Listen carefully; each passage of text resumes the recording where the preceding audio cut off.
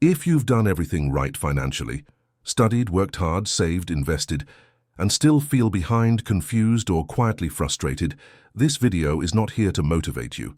It's here to unsettle you. Charlie Munger didn't believe wealth was mainly about intelligence, hustle, or secret strategies. He believed most people fail financially for a far more uncomfortable reason. They think in ways that systematically destroy their own outcomes, not because they're stupid, but because their mental wiring is misaligned with how the real world actually works. Munger spent decades studying not just businesses and investments, but human misjudgment, the invisible psychological forces that quietly sabotage rational adults. He didn't package this into courses. He didn't simplify it for mass appeal, and most people who quote him never apply what he actually meant, because these ideas are not flattering. They force you to confront how much of your career is driven by sunk costs, how often you confuse activity with progress, how incentives, not intentions, shape your financial reality, and how avoiding stupidity matters more than chasing brilliance. This is not about becoming a billionaire, it's about stopping the slow, silent erosion of your decision-making. In the next chapters, we'll break down 7 mental tricks Munger used, not as motivational slogans, but as operating principles for money, career, and life under uncertainty.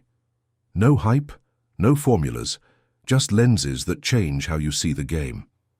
Let's start with the one that comes before all the others. The trick that comes before all others: invert the problem. Most people ask the wrong questions. How do I make more money? How do I find the best investment? How do I accelerate my career? Charlie Munger thought this way of thinking was fundamentally flawed. Instead, he borrowed a principle from mathematics and engineering and applied it ruthlessly to life. Invert. Always invert. Rather than asking how to succeed, start by asking, how do people reliably fail? What destroys wealth, careers, and judgment over time? What mistakes are irreversible? This single mental shift already puts you ahead of most financially literate adults. Because success is not symmetrical with failure, you don't need brilliance to do well, but you do need to avoid certain fatal errors. Think about real life, not spreadsheets. Careers don't collapse because someone missed one opportunity. They collapse because of staying too long in a declining path, attaching identity to outdated skills, ignoring signals because change feels humiliating. Wealth doesn't disappear because of one bad year. It disappears because of leverage complexity, chasing returns without understanding risk. Munger wasn't obsessed with finding the perfect move. He was obsessed with not stepping on landmines. This is deeply counterintuitive in a culture that worships optimization. But inversion forces you to confront reality. You don't need extraordinary returns if you avoid catastrophic loss. You don't need constant action if most actions reduce long-term odds. You don't need to predict the future if you stop doing things that obviously fail across cycles. Ask yourself this honestly: if someone wanted to destroy their financial life slowly but reliably, what would they do? They would borrow too much trust forecasts, follow the crowd, tie ego to decisions, confuse complexity with sophistication. Now invert again. If you simply don't do those things, your baseline outcome improves dramatically, without genius, without hustle culture, without secret information. This is why Munger sounded boring to impatient people. Inversion rewards restraint. It rewards humility. It rewards the willingness to look stupid today to avoid being ruined tomorrow. Most adults can identify what's wrong in hindsight. Very few use inversion before making decisions, before changing jobs, before making a large investment, before expanding lifestyle. They ask, what could go wrong, superficially. But they don't ask, what has gone wrong for people like me, repeatedly over decades? That's the question inversion forces you to face. And once you start thinking this way, you realize something uncomfortable. Most financial pain is self-inflicted, not by lack of knowledge, but by predictable psychological patterns. Which brings us to the next mental trick Munger believed explained more of the world than intelligence ever could. Incentives. Explain more of the world than intelligence. Charlie Munger had little patience for explanations that relied on stupidity or malice. In his view, most behavior, especially in finance, could be explained by one force: incentives. He used to say, "Show me the incentives, and I'll show you the outcome." This sounds simple. It isn't. Because once you truly understand incentives, a lot of comforting stories collapse. You stop believing that. Companies exist primarily to serve customers. Financial professionals are paid to optimize your outcome. Institutions fail because of incompetence. People act according to what they say they value. Instead, you start seeing a colder but clearer reality. People respond to how they are rewarded and punished, not to moral arguments, mission statements, or good intentions. Let's bring this down to ground level. If your career feels stagnant, it's rarely because you lack talent. More often, it's because the incentive structure around you rewards conformity over independent thinking, visibility over substance, short-term metrics over long-term value. You may be producing real value, but not the kind that gets rewarded in your environment. The same applies to finance. Why are most investment products complex, opaque, and emotionally persuasive? Not because complexity creates better outcomes, but because complexity justifies fees. The person selling the product is often rewarded for volume, not performance transactions, not outcomes optimism, not accuracy. Once you internalize this, you stop asking, "Is this person smart?" and start asking, "How does this person get paid?" That single question filters more noise than a decade of financial education. Munger understood that even well-meaning professionals become dangerous when incentives are misaligned. A financial advisor doesn't need to be dishonest to harm you. They only need to be paid in a way that benefits from activity. Activity looks responsible. Restraint looks negligent. So, guess what gets recommended? More trades, more products, more complexity. This isn't a conspiracy, it's a system doing exactly what it's designed to do. Now apply this lens inward, which is harder. Why do you keep making decisions that don't seem to serve your long-term interests? Why do you stay in roles you've outgrown, delay necessary changes, overwork without proportional leverage, avoid uncomfortable truths because your personal incentives reward safety, familiarity, and social approval, even when they quietly cap your upside? Your brain is incentivized to avoid regret, protect identity, minimize short-term discomfort, not to optimize for long-term freedom. Munger was ruthless about this. He believed that if you didn't consciously design your incentives, they would design you. That's why he structured his life to avoid environments that rewarded stupidity, remove temptation where possible, reduce reliance on willpower. He didn't trust motivation, he trusted structure. This is an uncomfortable idea because it strips away moral drama. You're not lazy, you're responding rationally to the incentives around you. The danger is that systems don't care about your future self. A company can extract value from you and discard you later. A product can generate fees while underperforming. A career path can look stable right until it isn't. Incentives optimize for the system, not for you. Once you see this, your job changes. You stop trying to fix people. You stop arguing with institutions. You start positioning yourself where good behavior is rewarded, patience pays, stupidity is expensive. That shift alone can change the trajectory of a financial life. But there's another force that keeps intelligent adults trapped far longer than incentives ever could. It's not ignorance, it's loyalty to past decisions. That's the next mental trap Munger warned about. The bias that quietly drains wealth, consistency. One of the most destructive forces in adult financial life doesn't look like a mistake. It looks like discipline. Charlie Munger warned repeatedly about what psychologists call the commitment and consistency bias. He saw it as a silent wealth killer, not because it makes people reckless, but because it makes them loyal to decisions that no longer deserve loyalty. Once you commit publicly to a career path, an investment philosophy, a business identity, your brain starts defending that commitment as if it were part of your character. Changing your mind stops feeling like growth. It starts feeling like betrayal. This is where rational adults get trapped. You don't stay in a declining career because it's optimal. You stay because you've already invested years. People associate you with that role. Walking away feels like admitting waste. You don't hold a bad investment because the thesis is intact. You hold it because you defended it publicly. You attached intelligence to the decision selling would mean admitting error. Munger understood that ego loves consistency more than truth, and markets punish ego relentlessly. The sunk cost fallacy is easy to explain intellectually.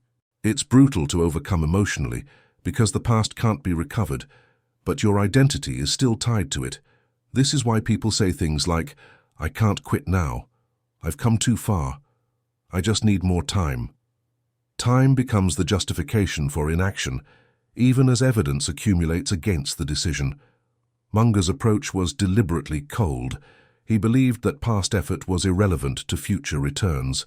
Her decision should be evaluated based on current facts, future probabilities, opportunity cost, nothing else. This sounds obvious. In practice, it's rare, because consistency bias is socially rewarded. Society praises loyalty, perseverance, staying the course, even when the course leads nowhere. The problem isn't perseverance, the problem is persevering in the wrong direction. Munger differentiated between patience with sound decisions and stubbornness with broken ones. Most people don't. They confuse endurance with wisdom. That confusion shows up everywhere. Careers that quietly decay, portfolios filled with long-term holds that are really emotional anchors, business strategies defended long after their edge is gone. The real cost isn't just money, it's opportunity cost, the invisible tax on staying committed to what no longer works. Munger avoided this by making one principle explicit: if I'm wrong, I want to know it as soon as possible. That's not humility for show. That's strategic survival. The faster you identify a mistake, the cheaper it is. But this requires something most people avoid: admitting error without drama, detaching ego from decisions, treating identity as flexible. Munger didn't ask, "Was I right?" He asked, "What's true now?" That's a harder question, because it forces you to see yourself not as a consistent character, but as a decision-making process that must evolve with reality. If you feel stuck financially, ask yourself this: which decisions in your life are being protected by consistency rather than evidence? Which positions are you holding, in work, money, or identity, primarily because letting go would be uncomfortable? Consistency feels virtuous, but when reality shifts, it becomes expensive.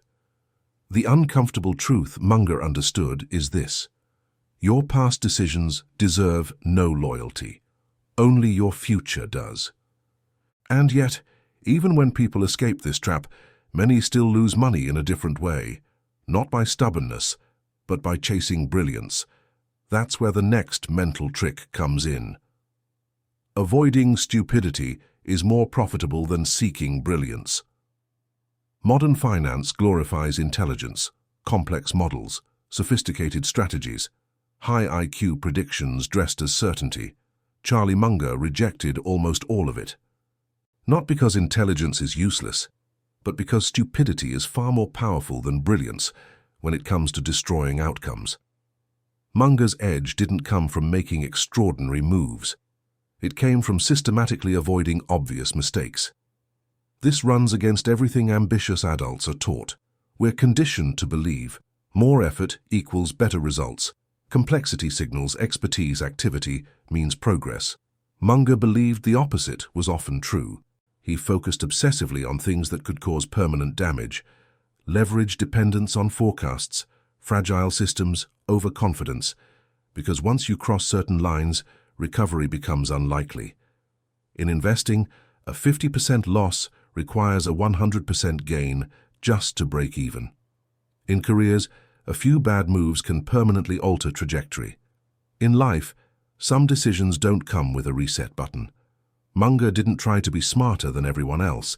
He tried to be less foolish. That distinction matters. Highly intelligent people are often the most dangerous to themselves financially. They can rationalize bad decisions, construct convincing narratives, overestimate their ability to manage risk. Intelligence doesn't protect against error. It often amplifies it. Because intelligence makes you confident enough to ignore simple rules. Munger saw this repeatedly during financial bubbles. Smart people using leverage because this time is different. Sophisticated strategies built on fragile assumptions, confidence replacing margin of safety. Then reality intervenes. Avoiding stupidity requires humility, not intellect. It means accepting. You can't predict macro events, you don't control markets, you are not immune to bias. So you build guardrails. Munger's philosophy was simple. Don't risk what you can't afford to lose. Don't depend on precision. Don't confuse volatility with risk. Don't borrow unless survival is guaranteed. These aren't exciting ideas. They don't sell courses, but they compound quietly over decades. Most financial disasters aren't caused by ignorance. They're caused by unnecessary exposure. People blow up not because they didn't know better, but because they thought the rules didn't apply to them. Munger designed his life to make stupidity difficult. He avoided environments that rewarded recklessness. He minimized decisions that required constant judgment. He favored robustness over optimization. This mindset applies far beyond investing. In careers, chasing prestige roles without resilience, tying identity to volatile industries, optimizing salary while ignoring optionality. In life, overspending to maintain appearances, overcommitting time trading freedom for short-term comfort. Avoiding stupidity means asking a blunt question before any major decision. What's the downside if I'm wrong? If the answer includes ruin, dependence, or irreversible loss, the decision is wrong, no matter how attractive the upside looks. Munger wasn't anti-risk. He was anti-fragility. Risk that can be survived is acceptable. Risk that compounds against you is not. This perspective feels conservative in a culture addicted to acceleration, but over time, it creates something rare: staying power. And staying power beats brilliance when the game is long. Yet even with all guardrails in place, most people still struggle because they think in narrow frames, trapped inside one discipline, one worldview, one lens. Munger believed that was another hidden form of stupidity. Which brings us to the next mental trick. Mental models. Why thinking in one discipline makes you poor. Charlie Munger believed that most intelligent people fail not because they lack knowledge, but because their knowledge is too isolated. They think in silos. An economist thinks like an economist. An engineer thinks like an engineer. A finance professional thinks in spreadsheets. And reality doesn't care. Munger called this the problem of having a man with a hammer. If the only tool you have is one discipline, every problem starts looking like it belongs to that discipline, even when it doesn't. That's how smart people make dumb decisions. Markets are not just math. Careers are not just effort. Money is not just optimization. They are complex systems shaped by psychology, incentives, power, randomness, and time. Munger's solution was what he called a lattice work of mental models. Not a deep obsession with one field, but a working fluency across many. He pulled models from psychology, physics, biology, history, economics, statistics, not to sound impressive, but to avoid blind spots. Most financial mistakes happen at the intersections. A purely financial analysis might say an investment is cheap. A psychological lens might reveal declining trust. A biological lens might show unsustainable growth. A historical lens might expose a repeating pattern. People who miss those signals don't lack intelligence. They lack perspective. This is especially dangerous in modern professional life. Specialization is rewarded. Narrow expertise is praised. But narrow thinking makes you fragile. You become highly competent inside a shrinking box. When the environment changes, technology, incentives, cycles, specialists often react last. Munger avoided this by constantly cross-checking ideas. He asked, does this make sense psychologically? Is this consistent with historical patterns? What incentives are at play? What could cause this to fail? If an idea only worked under one model, he distrusted it.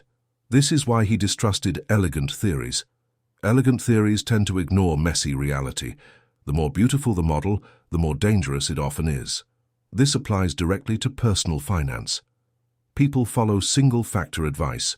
Just invest in index funds. Just start a business. Just learn to code. Each of these can work. Each can also fail catastrophically, depending on context. Without multiple mental models, people mistake general advice for universal truth. Munger didn't collect models for intellectual entertainment. He collected them for error reduction. Each additional model didn't make him smarter. It made him harder to fool, including by himself. The goal isn't to become an expert in everything. It's to know enough to recognize when you're outside your competence. That awareness alone protects capital, time, and reputation. Munger used to say, "I never allow myself to have an opinion on anything unless I know the other side's argument better than they do." That's not open-mindedness, that's defensive thinking. It's how you avoid being trapped by your own ideas. If you want better financial outcomes, ask yourself, where am I thinking too narrowly? Which decisions in my life rely on a single narrative, a single forecast, a single model? Because reality rarely moves in straight lines. Those who survive and compound are not the most specialized.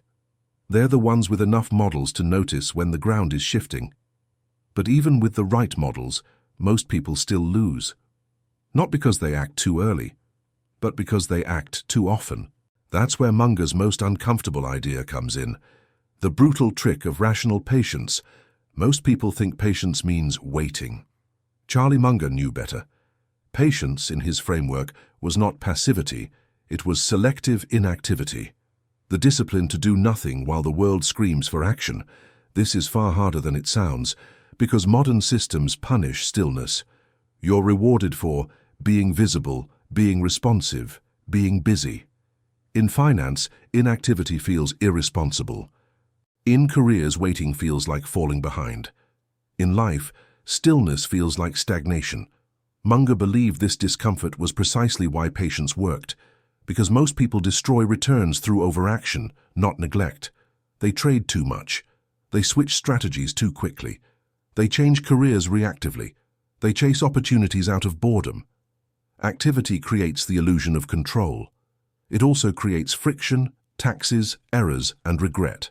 Munger and Buffett famously made very few big decisions, but when they did, they acted decisively. Years of waiting, moments of aggression.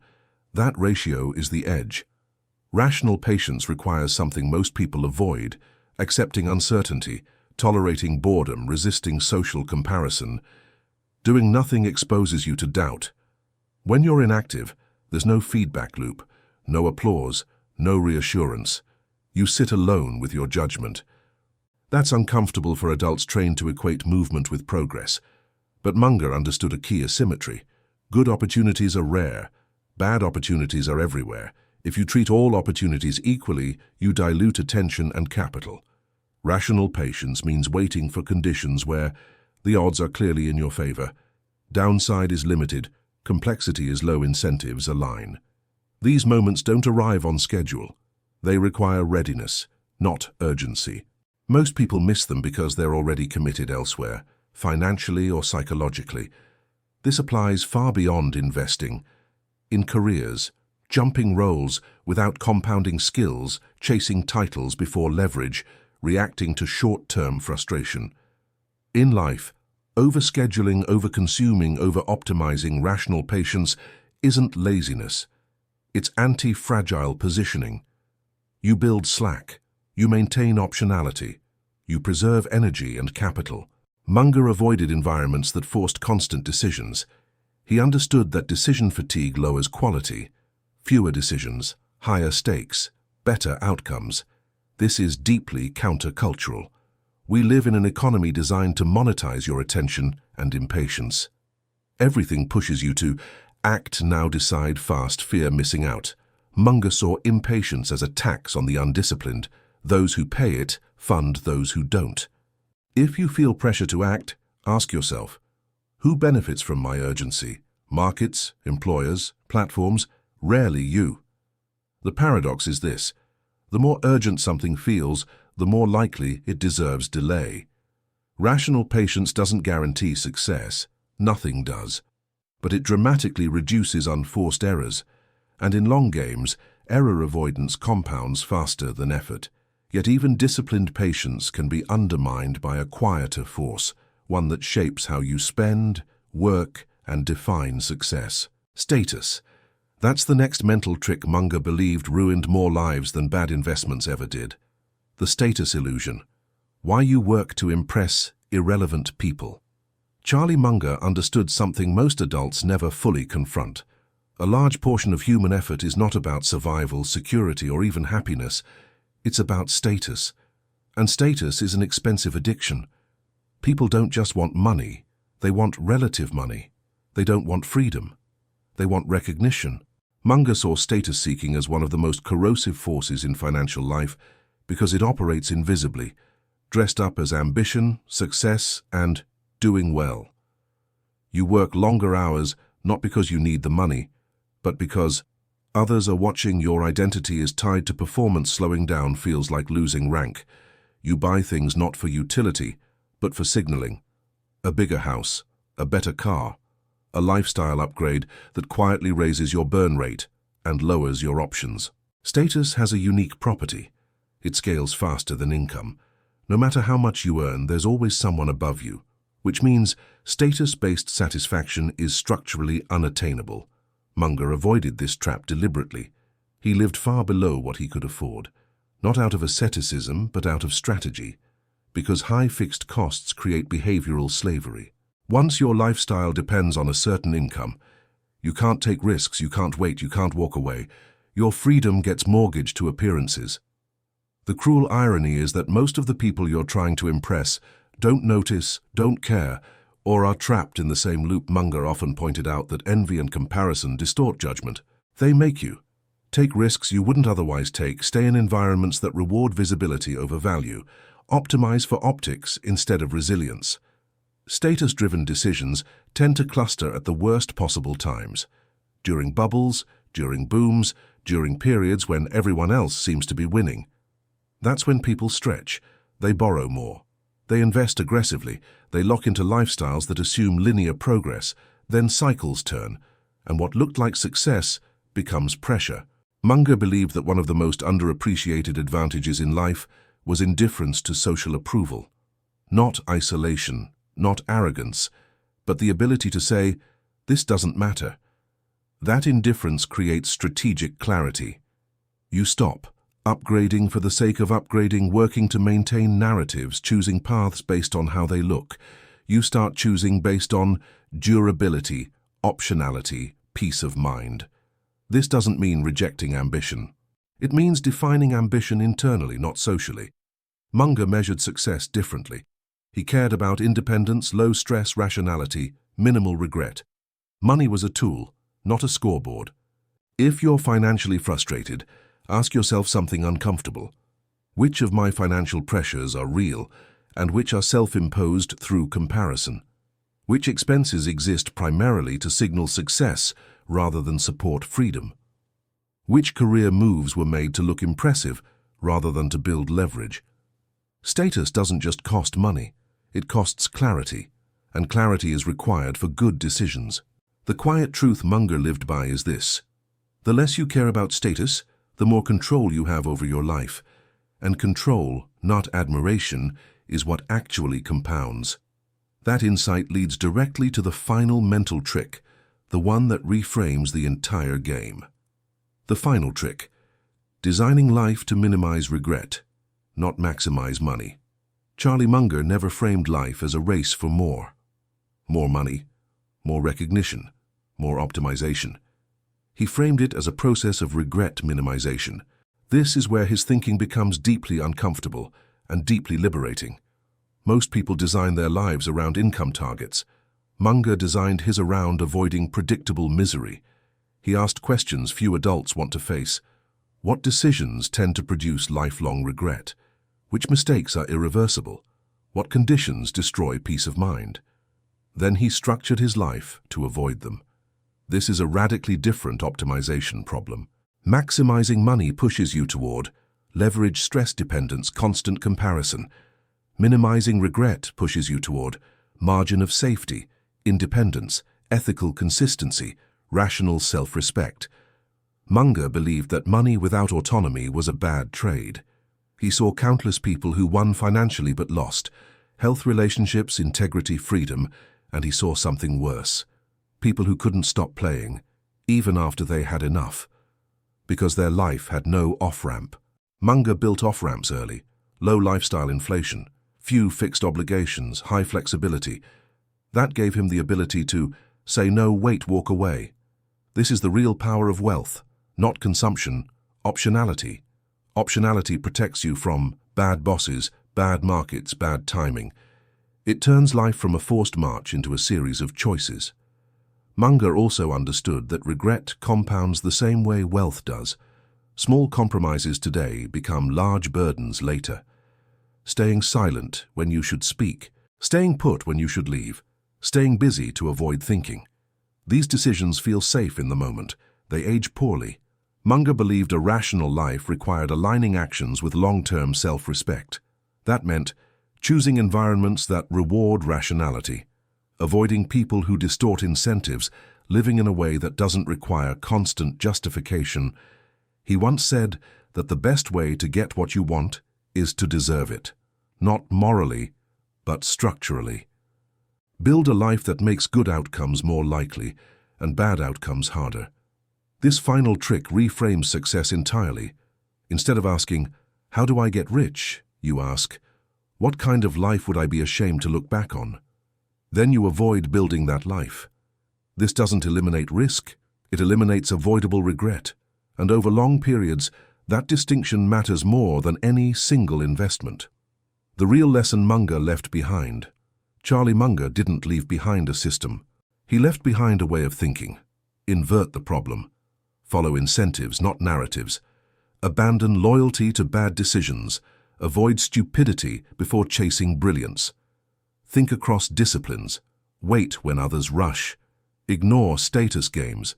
Design for regret minimization. None of this is exciting, none of it is easy, but it works because it aligns with reality, not fantasy. The uncomfortable truth is this: most people don't fail financially because the game is unfair. They fail because they never stop playing games designed to extract from them. Munger opted out, not by rebellion, by clarity. If there's one principle to take with you, let it be this: you don't need to win big. You need to avoid losing in ways that matter. That's how rational adults build wealth, freedom, and peace, quietly over time.